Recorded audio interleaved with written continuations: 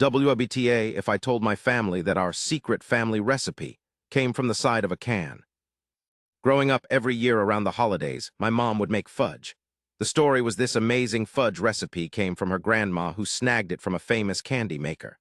My mom didn't get the recipe until she was an adult, and we were always told that we couldn't have it until we were 30. In my late teens, my mom asked me to help make the fudge with her a few times. The recipe is very simple, and this was all the exposure I needed to memorize it. I've never once needed to write the recipe down. It came out that I had the recipe early, and my mom and her mom were both outraged. I was given many warnings against sharing family secrets and told they were disappointed at my sneaking around them. I've never shared the recipe with anyone besides my brother and sister. I don't have the same feelings about recipe hoarding, but I followed tradition. However, even now, 15-ish years later, I'll get comments about how they don't entirely trust me since I came by the recipe dishonestly. Tonight, I was reading an article about a chef doing research on secret family recipes for pickled herring.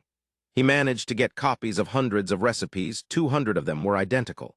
He traced them back to a cookbook from the 1960s. This got me thinking about our family recipe. After not much Googling at all, I found our exact recipe on the website for an evaporated milk company. They apparently have also printed the recipe on cans over the years.